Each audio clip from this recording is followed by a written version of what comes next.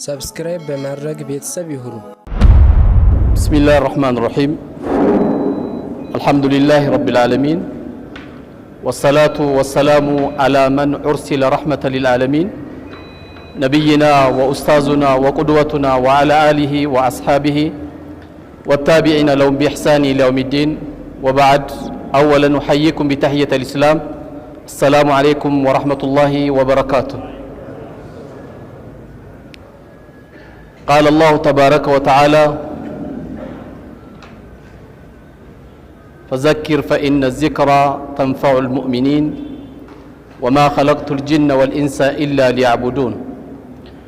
أستاوس ያንተ ማስታወስ ለአማኞች ይጠቅማል ይላል አላህ። ሰዎች የአላህ ከላምን ባዳመጡ ጊዜ ከነበራቸው የኢማን ደረጃ ከነበራቸው የልባቸው መቅሸሽ የተነሳ ወደ ተሻለ ጥሩ አስተሳሰብ ወደ ተሻለ ጥሩ ንግግር ወደ ተሻለ ጥሩ ደረጃ የሚሄዱበት የሰው ልጆች ሁሉ መድኃኒት የሆነው የሰው ልጆች ሁሉ መመሪያ የሆነው ተራራ ላይ ቢወርድ ኖሮ ተራራን የሚያቀልጠው ይህ ቁርአን ነው። وإذا تليت عليهم آياتهم زادتهم إيمانا ትክክለኛ የአላህ ባሪያዎች የሚባሉት የአላህ ቁርአን በተነበበላቸው ጊዜ زادتهم إيمانا ኢማናቸው ይጨምራል። ከምንም በላይ ልባቸውን የሚሰበስበው ከምንም በላይ ወደ ተሻለ ህይወት የሚመራቸው የተከበረው የአላህ ቃል ነው። የአላህ ቃል መቼም አዲስ ነው። ሰዎች ዘፈን ያወጣሉ፣ ለሆነ ጊዜ ዘፈኑ ያልቃል። ሰዎች ለሆነ ጊዜ ቆንጆ ግጥም ይገጥማሉ፣ ለሆነ ጊዜ ግጥሙ ያልቃል። ሰዎች በሆነ ጊዜ የሆነ ስነ ጽሁፍ ይጽፋሉ፣ በሆነች ጊዜ ያ ስነ ጽሁፍ ያልቃል። ቁርአን ግን ሁሌም አዲስ ነው። አለመቅራታችን አለመቅረባችን እንጂ ቁርአን ሰዎች በቀረቡ ቁጥር ፍቅራቸው እየጨመረ ግንኙነታቸው እየጨመረ ነው የሚሄደው። ምክንያቱም ሰዎች ቁርአንን ባገኙ ቁጥር ከጌታቸው ጋር ንግግር እያደረጉ ነው። ለዚህ ነው ቁርአን በተቀራ ጊዜ ወአንሲቱን ያለው ጸጥ በሉን የተባለው። ቁርአን እየተቀራ ወሬ ስለማይቀጥል፣ ቁርአን እየተቀራ ስብሰባ ስለሌለ፣ ቁርአን በተቀራ ጊዜ ምን ጊዜም ጸጥ ማለት እንዳለብን ነው አላህ በተከበረው ቃል ያስተማረን። እኔንም እናንተንም ነገ የውመል ቂያማ ሸፋዓ ከሚሆኑት የቁርአን ቤተሰቦች አላህ ያድርገን። ቁርአን ለልጆቻችን ትተንላቸው የምንሄደው ትልቁ ውርሳችን ነው። ትልቁ ለልጆቻችን የምንተውላቸው ቁርአን ነው። ቁርአን ያስተማረንና አባቱን በምን መልኩ መከተል እንዳለበት እናቱን እንዴት አድርጎ ማክበር እንዳለበት ቁርአን ያስተማረው። ፊዚክሱንም አይተናል፣ ኬሚስትሪውንም አይተናል፣ እንግሊዝንም አይተናል። ሁሉን ትምህርት እዚህ ያልቆጠረ ሰው የለም። ነገር ግን ከናቱ ጋር ጥሩ ግንኙነት እንዲያሳልፍ ከአባቱ ጋር ጥሩ ግንኙነት እንዲያሳልፍ ያስተማረ ቁርአን ብቻና ብቻ ነው። አላህ በተከበረው ቃል ምን ይላል? ወአቡዱላህ ወላ ቱሽሪኩ ቢሂ ሸይአን ይላል። አላህን ጌታችሁን ብቻ አምልኩት በሱ ላይ ቅንጣት ያክል እንዳታጋሩአልና ወቢልዋሊደይኒ ኢሕሳን አለ። ለእናትና ለአባቶቻችሁ ወይም ለወላጆቻችሁ መልካም ዋሉላቸው ይላል አላህ። ኢማ የብሉገነ ኢንደከ ልኪበረ አሐዱሁማ አው ኪላሁማ እናታችሁ ወይም አባታችሁ ከሁለት አንዳቸው በሕይወት አላህ ገጥሟችሁ በእናንተ ዘንድ አብራችሁ የመገናኘት እድል ካገኛችሁ ፈላ ተቁል ለሁማ ኡፊን። ይሄ ኬሚስትሪ ላይ ያለው በጣም የሚያጅብ ነው። የትኛውም ሳይንቲስት ይሄን አላስተማረው። አላህ ሱብሓነሁ ወተዓላ የታላቁ አርሽ ባለቤት የሆነ ጌታ ግን ከራሱ ሐቅ ቀጥሎ በእናቶቻችን ላይ እንዴት መኗኗር እንዳለብን በአባቶቻችን ላይ እንዴት መኗኗር እንዳለብን የሚገርም ምክር ነገረን። እንዲህ በላቸው እኮ አይደለም፣ የተለያየ የምናሳያቸው አክሽን አይደለም እኮ ለእናት ለአባቶቻችን። ትልቁ ስድብ በእስልምና የሚባለው እናትና አባቱን አንድ ሰው ትልቁ ስድብ ተብሎ የሚነገረው ምንድነው? ኡፍ ብሎ መሳደብ ነው። ኡፍ ደግሞ ለኛ ትንሽ አይደለች። ኡፍ ብለን መሳደቡ በእስልምና ትልቅ ወንጀል እሱ ነው ለእናትና ለአባት።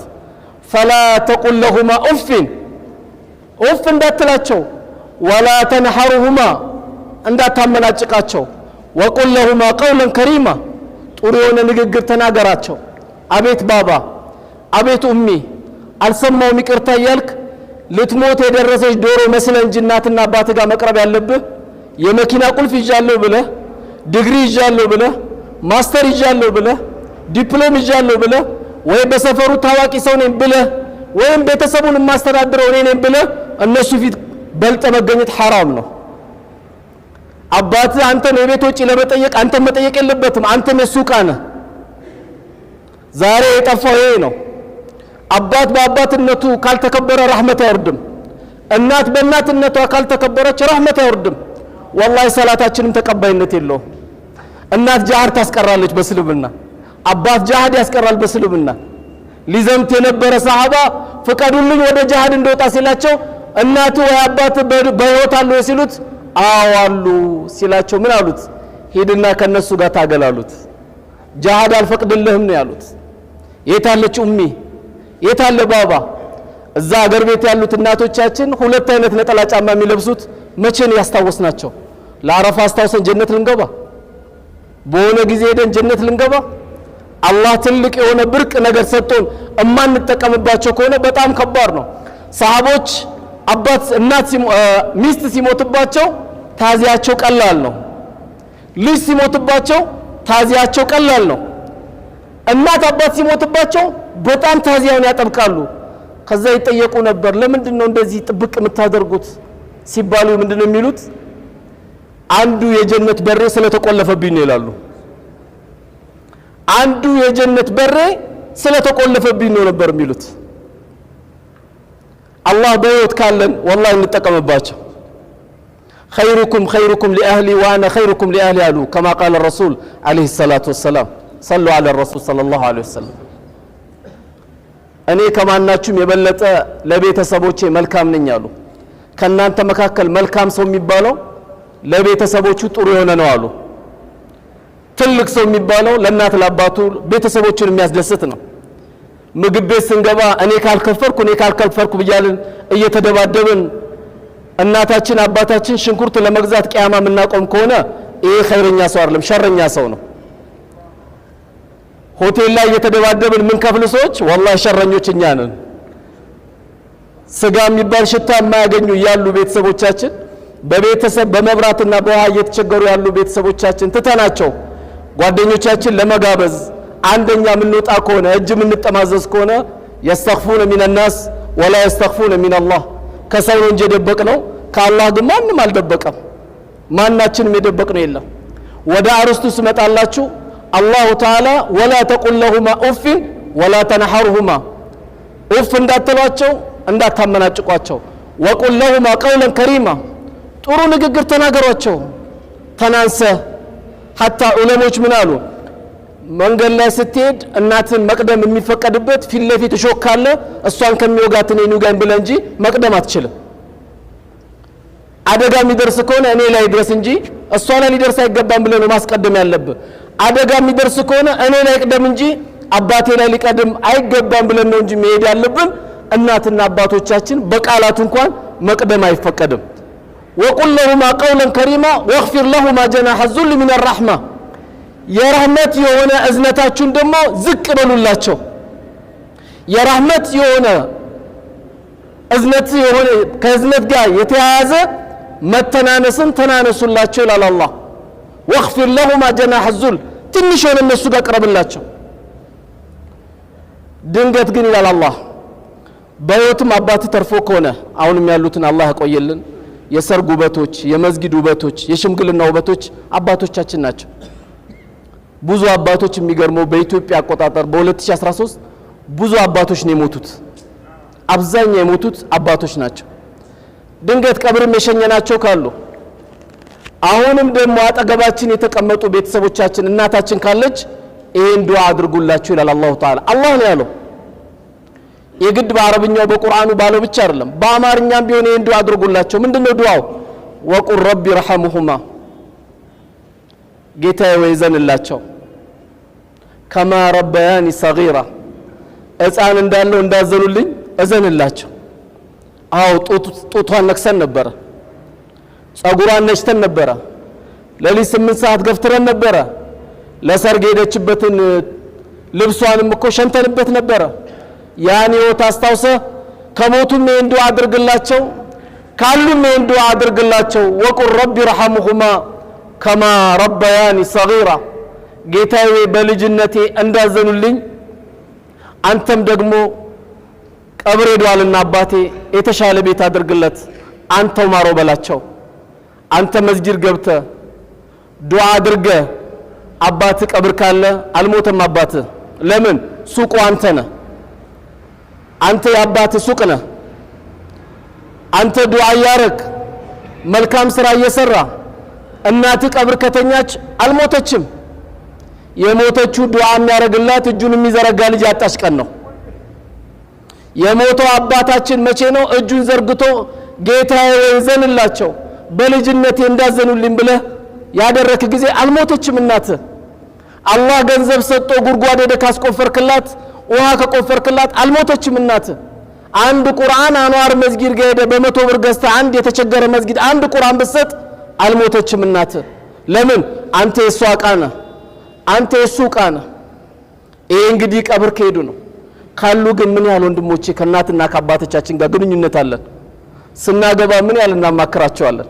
ቤት ስንሰራ ምን ያህል እናማክራቸዋለን? ምን ያህልስ ጓደኛ አድርገናቸዋል? እንዴት ተደርጎ ነው ጀነት የሚገባው? የአላህ ጀነት አይደለም የሀብታም ቤት መግባት ውድ አይደል እንዴ? ስንት ዘበኛ አይደል እንዴ ያለው ሀብታም ቤት መግባት? ከላይ ዘበኛ አለ፣ መሀል ላይ ሽቦ አለ፣ ከታች ግቢው አጠገብ 3 ውሻ አለ። እንዴት ትገባለህ እዚህ አይነት ግቢ? የአላህ ጀነት ደግሞ ውድ ናት። ጎንበስ ቀና እያልን እየቀራን ከእናታችን ከአባታችን ግንኙነት ከሌለን አማክረው ና ባባ በለው፣ ምን ጭንቅ አለ በለው፣ ገንዘብ ካለ አካውንት ክፈትለት፣ አንተ እንዳይጠይቀ አባት ለማኝ አይደለም። ደስ ይበለው፣ ክፈትለት፣ ውሰድ በለው፣ የፈለከው ውሰድ በለው። መሰደቅ ፈለገ አንተ ማስፈቀድ የለበትም፣ ይሰድቅ ይው በአካውንት ከትችላሉ በለው። መኮፈሳችንን ማንሳት አለብን። ይሄ ገንዘብ የኔ ነው አትበል። እኔ የሱ ቃኔ ገንዘብ የሱ ቃኔ ነው ማለት ያለብህ። እናትን ባንተ እንዳትሳቀቅ። ለዚህ ነው ምን ይባላል ነብዩ አለይሂ ሰላቱ ወሰለም በሐዲሳቸው እንደነገሩን ማንም ሰው በዱንያ ላይ የሚቀጣው ቅጣት አላህ ለየውመል ቂያማ ያቆይለታል፣ ለየውመል ቂያማ ያዘገይለታል።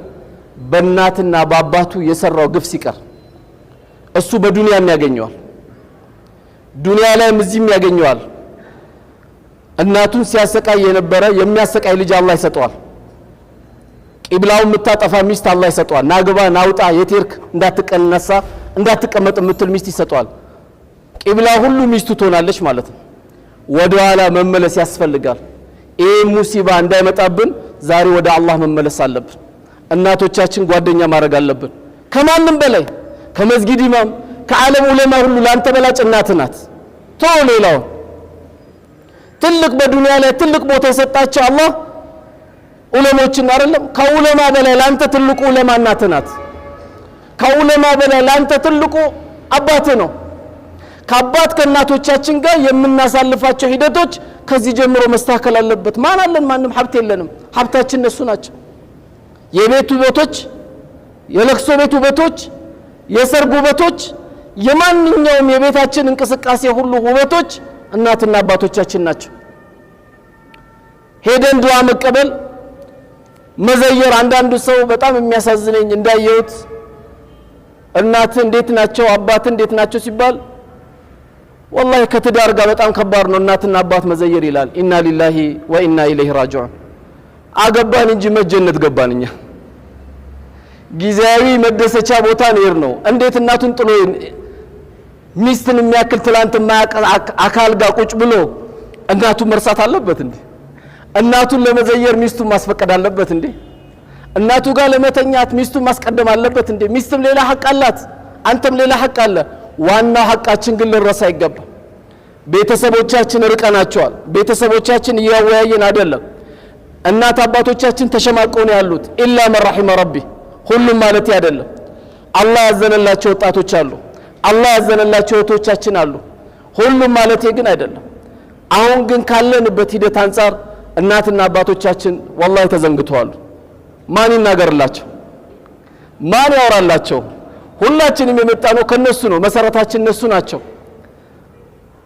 ትልቁን አጅር ለማግኘት የተስተካከለ ሐያት የሚፈልግ ሰው ካለ ማንንም እንዳትከጅል እናትን ብቻ ከጅላት አባትን ብቻ ከጅላቸው አቤት በለው አንድ ሙስና የለመደ ሰው ሚሊዮን ብር በሰጠው ላይስቅ ይችላል እናት በአንድ ኪሎ ቡና ነው አይደል እንዴ ቀልቧ የሚከፈተው የሆነ ካፒታል ይሄን ካላመጣ እኮ አትልም እናት አባት ይሄን አይሉ ከምንም በላይ ትልቁ ሀብታቸው አንተ ነህ እናዋያቸው እንጠይቃቸው የጤና ችግር ካለ ቶሎ ስልክን ዘግተው ጠናላቸው ወሰድና አስመርምራቸው እንዴነሽ የሚበላት እንዴነ ባባ በለው በመጥፋት ይቀርብላችሁ ከሆነ ዛሬ ከናንተ ጋር ነው ማድሮ በላቸው አጠገባቸው ቁጭ በል አብረሻ ይጠጣ አብረ ቡና ጠጣ አዋያቸው በደንቢያቸው የደረስክበትን ነገር ሁሉ አማክራቸው ምን ትይኛለህ በለ ምን ትለኛለህ በለ ጠይቃቸው ይሄ እዚህኛ ተስማምተን የሰጠናቸው ደረጃ አይደለም አላህ የሰጣቸው ደረጃ ነው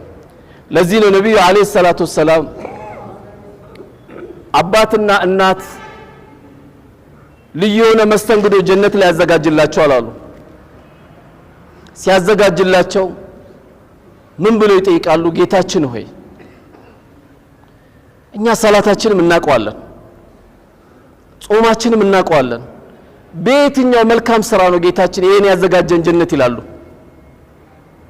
በጣም የሚያጅበው እነሱ ከሞቱ በኋላ የልጃቸው ሰደቃ የልጃቸው ሰላት የልጃቸው ጾም የልጃቸው በመልካም ማዘዝ የልጃቸው ከመጥፎ መከልከል ልጆቹን ለዚህ ያበቃላቸው የዚህ አጅር ተሰበሰብ ይሄን ሽልማት አላህ አዘጋጅቶላችሁ ነው ብሎ የልጆቻችሁ ሽልማት ነው ይሏቸዋል አላህ ከነሱ ያርገን የዚህ አይነት ልጅ አላህ ይስጠን ሳሊ ተቂ የሆነ ልጅ አላህ ይስጠን የተበላሸ ትውልድ ይባላል የተበላሸ ትውልድ ይያል መናገሩ መፍትሄ አይደለም እኔ ቤተሰብ 5 ሰው ሊኖር ይችላል አንተ ቤተሰብ 3 ሊኖር ይችላል አንተ ቤተሰብ ደግሞ 10 ቤተሰብ ሊሆን ይችላል እኛ ከተዋየን ማን ያስተካክለዋል አላህ በተከበረው ቁርአን ምን ይላል ان الله لا يغير ما بقوم حتى يغيروا ما بانفسهم አላህ አንድ ነገር በሰዎች አይለውጥም ሰዎች ራሳቸው ካለውጡት ይላል እኔ ነኝ ማበላሸው እኔ ነኝ ማስተካክለው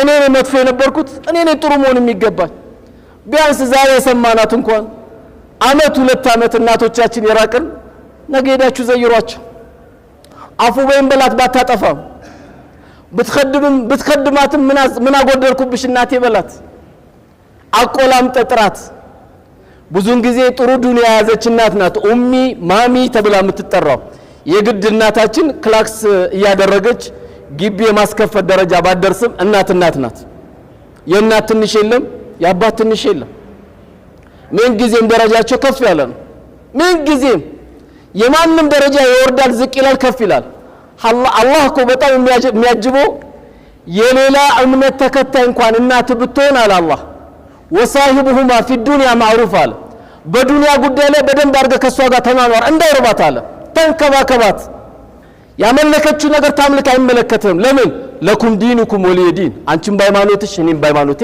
አላህ ዘግቶታል የሌላ ሃይማኖት እንኳን ተከታይ ብትሆን በዲኑ ላይ እስካልመጣችብህ ድረስ በዱንያ ጉዳይ ላይ ወሳሂቡሁማ في الدنيا معروف አለ ሊረባት አይገባም ሊጠማት አይገባም እክምና ልታጣ አይገባም በምንም ነገር አጠገቧ እንድንሆን አላህ አዞናል ታዲያ ሙስሊም ስትሆን ደግሞ ሐቁ ይጨምራል ሙስሊም ሲሆን አባታችን ሐቁ ይጀምራል አላህ ያልቀነሰውን ያልቀነሰ አላህ የጨመረውን እንዳለ ነው የምታወርደው ስለዚህ ሁላችንም እንትና መባባል የለብንም እንደ ድንገት እኔ ይሄን አርስት ዛሬ መረጥኩት አንድ ጓደኛ ያለኝና እንደው በተቻለ መጠን የነገረኝ ነገር እንደው የሚደረገው ዳዕዋ ትንሽ ብትቀይሩት አለ የህግ ባለሙያ ነው ጠበቃ ነው ብዙ ጉድ ይዟል እንግዲህ ጠበቃ ዛሬ በጣም የሸመቀቀኝ ብሎ የነገረኝ ምንድነው አባትና ልጅ ፍርድ ቤት ሲቆሙ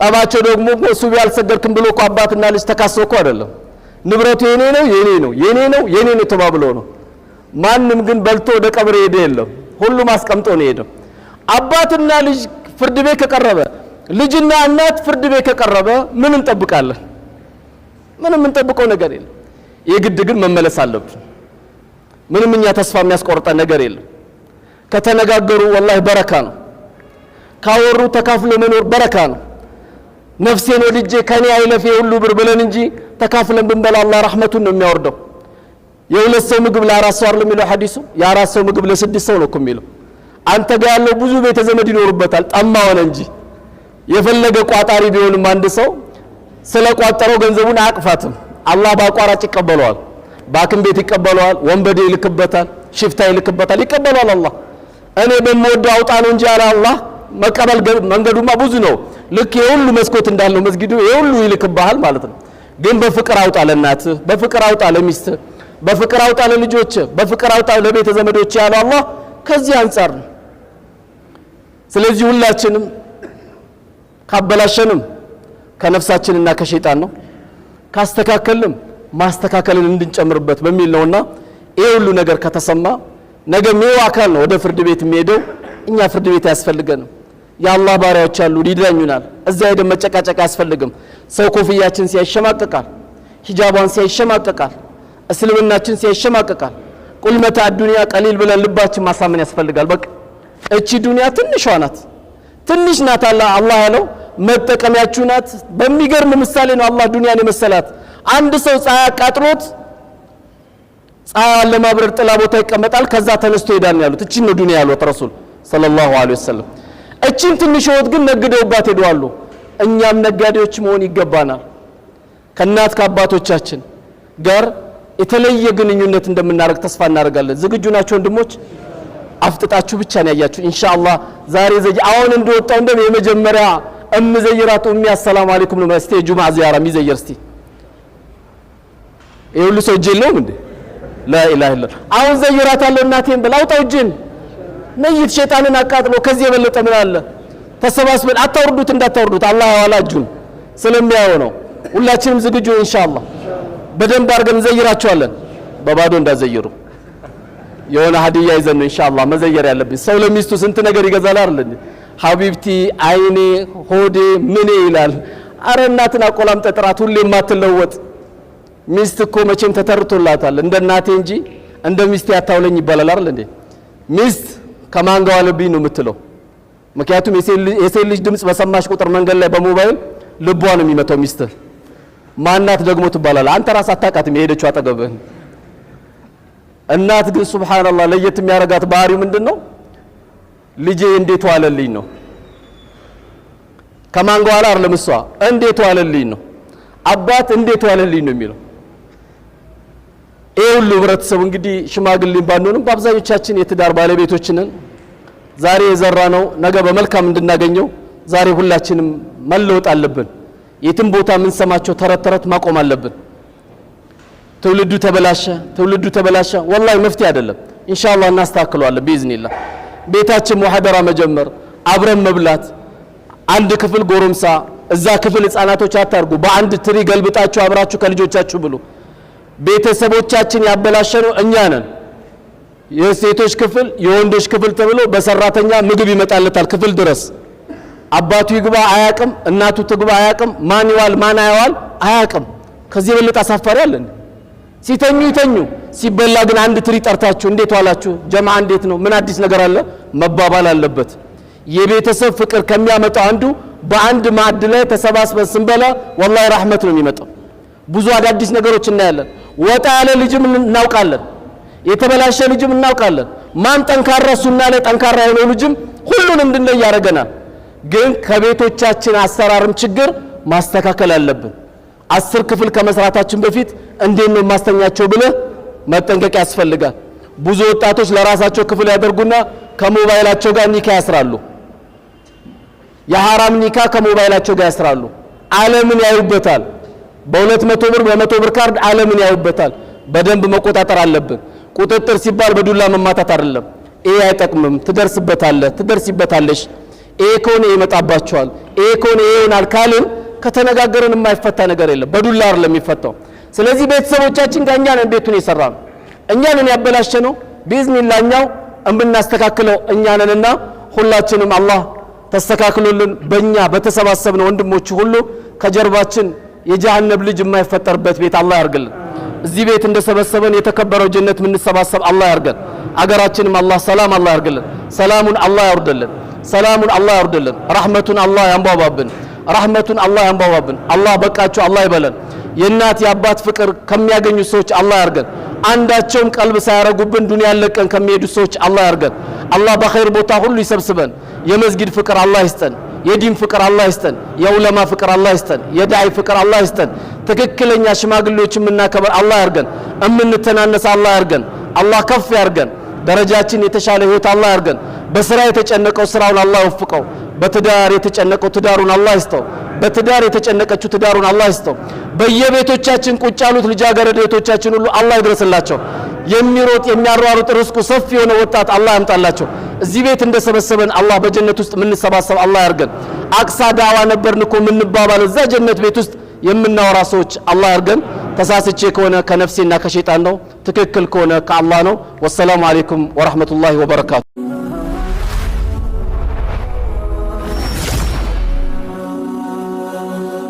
ሰብስክራይብ በማድረግ ቤተሰብ ይሁኑ።